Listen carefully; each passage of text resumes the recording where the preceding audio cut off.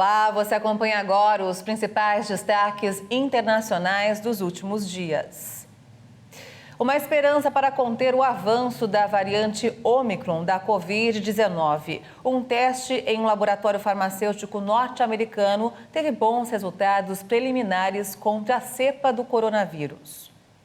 O laboratório americano Moderna anunciou bons resultados preliminares da versão modificada da vacina específica contra a variante Ômicron do coronavírus. Uma dose de reforço de 50 microgramas apresentou uma resposta de anticorpos superior um mês depois da inoculação em comparação com a vacina original.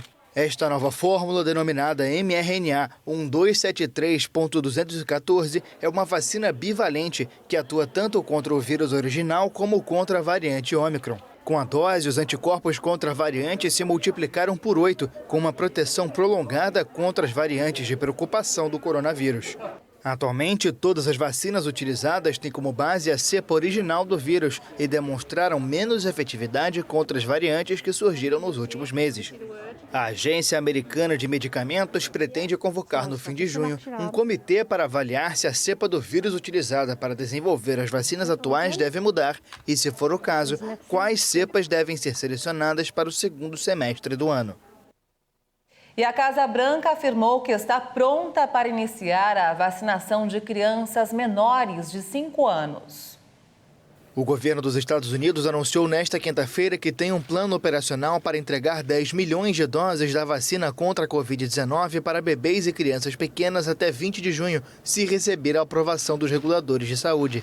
De acordo com o comunicado da Casa Branca, a Agência Americana de Medicamentos e Alimentos, a FDA, vai convocar o comitê de especialistas na semana que vem para decidir se recomenda a autorização da vacina da Pfizer para bebês de 6 meses a 4 anos e da Moderna até 5 anos. Essa faixa etária é a única que não foi vacinada nos Estados Unidos, assim como em muitos países. Pfizer e Moderna garantem que os testes clínicos foram positivos nessas idades. Em caso de parecer favorável do comitê, o FDA pode autorizar o plano para depois passar pela entidade que reúne os Centros de Controle e Prevenção de Doenças, que podem entregar a recomendação em 18 de junho. Após essa etapa, a campanha de imunização pode começar.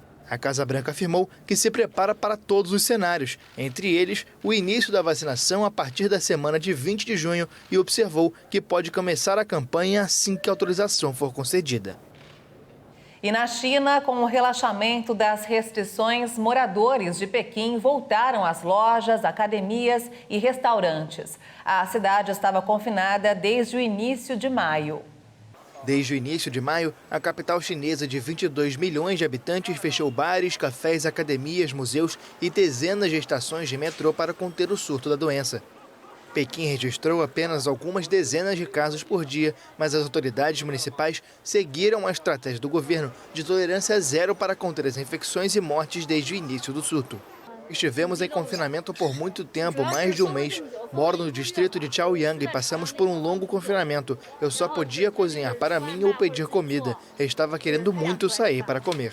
Durante várias semanas, moradores de Pequim precisaram passar pelo menos por um teste PCR a cada 48 horas. Edifícios foram confinados e muitas pessoas foram enviadas para locais de quarentena. Com a queda progressiva das infecções, autoridades permitiram que os cidadãos retornem aos escritórios. Escolas vão poder reabrir gradualmente a partir de 13 de junho, enquanto cinemas e academias já estão abertos, mas funcionam com 75% da capacidade. Estou muito empolgado, estava esperando a volta dos restaurantes, estávamos esperando por muito tempo para receber os clientes aqui no restaurante. Celebramos muito esta oportunidade. Apenas 2 bairros de Pequim continuam a aplicar restrições devido à descoberta de casos positivos. Mesmo assim, a normalidade não é completa nos bairros em que as restrições começaram a ser relaxadas. Lojas operam só com 50% da capacidade e os cidadãos devem apresentar um teste negativo de Covid com data de no máximo 72 horas antes de entrar na maioria dos edifícios e usar transporte público.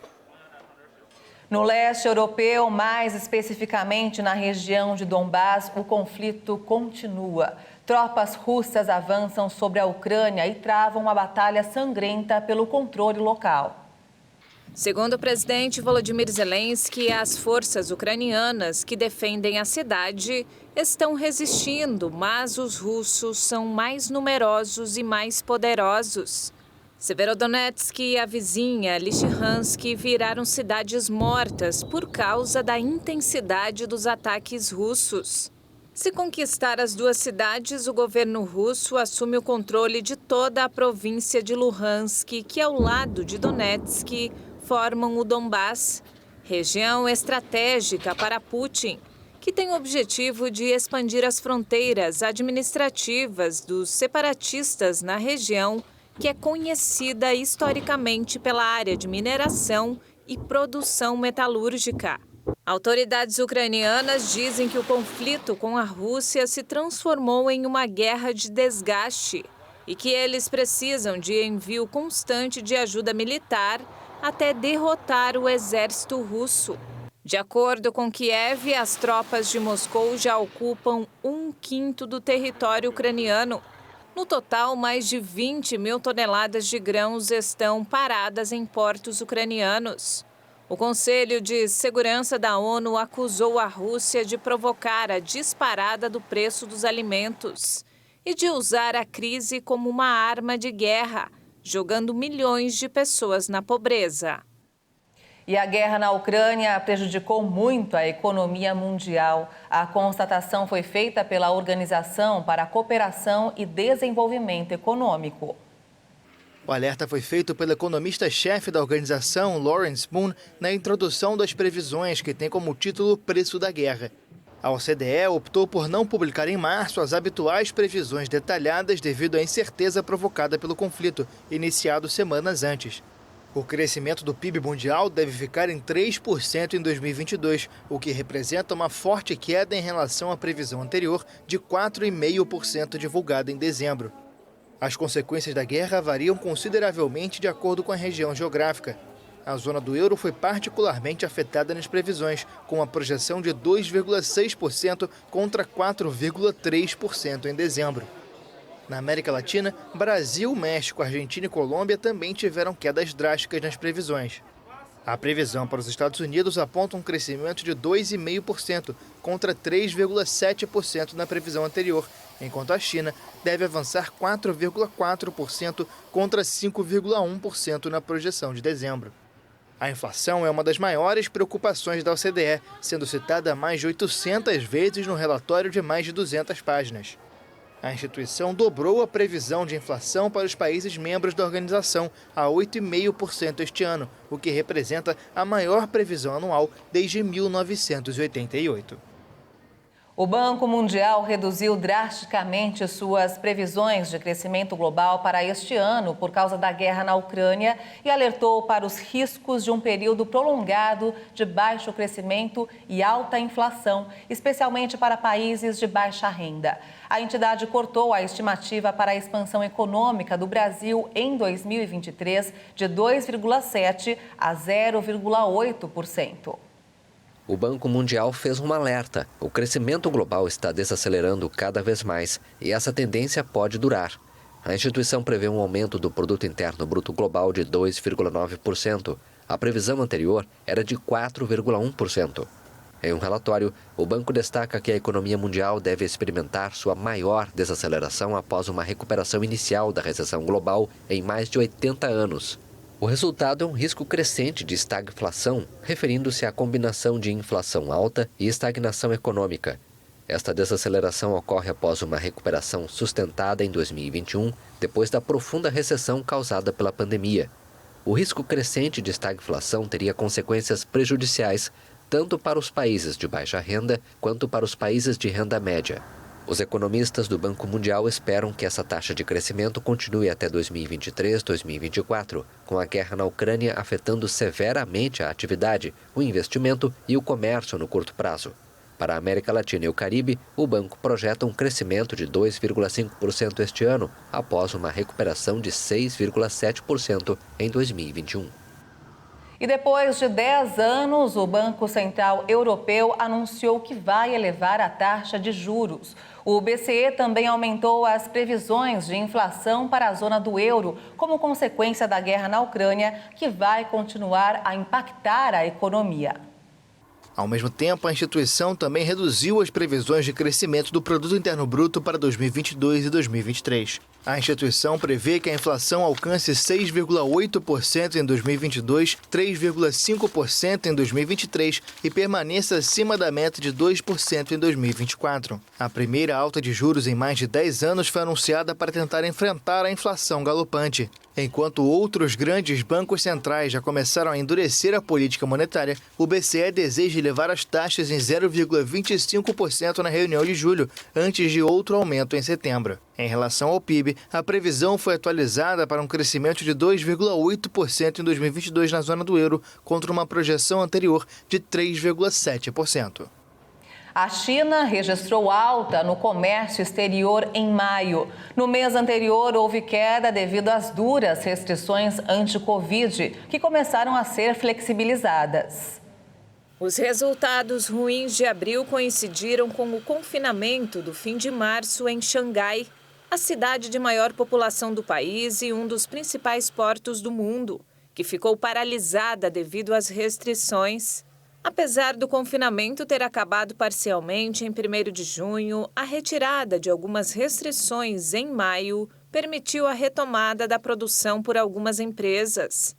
No mês, as exportações da China avançaram 16,9% em ritmo anual, contra 3,9% em abril, que foi o pior resultado desde 2020, segundo a alfândega.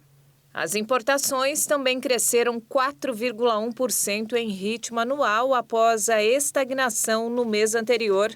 O economista Rajiv Biswas, do SP Global Marketing Intelligence, explicou que o fluxo cotidiano de contêineres no porto de Xangai voltou a 95% do nível normal em 24 de maio. O excedente comercial da China passou de 51,1 bilhões de dólares em abril a 78,76 bilhões em maio. A doença se espalhou. Segundo a Organização Mundial de Saúde, mais de 1.000 casos de varíola do macaco foram relatados em mais de 20 países fora da África, onde a doença é endêmica. Apesar da preocupação global, a OMS ressalta que não houve mortes associadas à varíola. O diretor-geral da Organização Mundial da Saúde, Tedros Adhanom, afirmou que o risco da varíola do macaco se estabelecer nesses países não endêmicos era real, mas que a situação poderia ser completamente evitável nesse momento. Apesar de ter confirmado que 29 países fora do continente africano relataram casos no surto atual, nenhuma morte foi registrada. Tedros também disse que o surto estava mostrando sinais de transmissão comunitária em alguns países. Durante a coletiva realizada em Genebra, na Suíça, a OMS emitiu orientações sobre vigilância, rastreamento de contatos, testes e diagnósticos laboratoriais. É recomendado que as pessoas com varíola dos macacos se isolem em casa, já que o contato próximo é a principal forma de propagação da doença. Segundo o Centro de Controle de Doenças dos Estados Unidos, a varíola geralmente dura de 2 a 4 semanas. A OMS acrescentou que não recomenda a vacinação em massa, já que nos poucos lugares onde há disponibilidade das vacinas, elas estão sendo usadas para proteger aqueles que podem estar expostos, como trabalhadores da saúde e de laboratórios. O bilionário Elon Musk voltou a cogitar a possibilidade de desistir da compra do Twitter. A alegação dele é que a rede social não cumpre com a obrigação de fornecer os dados sobre as contas falsas. Um documento apresentado à Bolsa de Valores, divulgado nesta segunda-feira, afirma que o Twitter cometeu uma clara violação material das obrigações sob o acordo de fusão. Com isso, Musk se reserva o direito de não consumar a transação e o direito de encerrar o acordo de fusão. O texto foi divulgado no site da Agência Reguladora do Mercado de Ações, a SEC. Depois de apresentar em abril uma oferta de compra da plataforma por 44 bilhões de dólares, Musk colocou em dúvida várias vezes os dados fornecidos pelo Twitter sobre contas falsas e as medidas adotadas para limitar a proliferação. De acordo com o Twitter, as contas falsas representam menos de 5% das registradas. Este novo episódio na operação midiática de compra da rede social ocorre depois do término, na sexta-feira, do prazo para as autoridades dos Estados Unidos iniciarem a análise da operação, o que não fizeram e, portanto, deixaram o campo aberto para que a transação fosse realizada. E os destaques internacionais ficam por aqui. Se você quiser rever as reportagens desta edição, acesse o canal Hit Notícias no YouTube. Obrigada pela sua companhia. Tchau.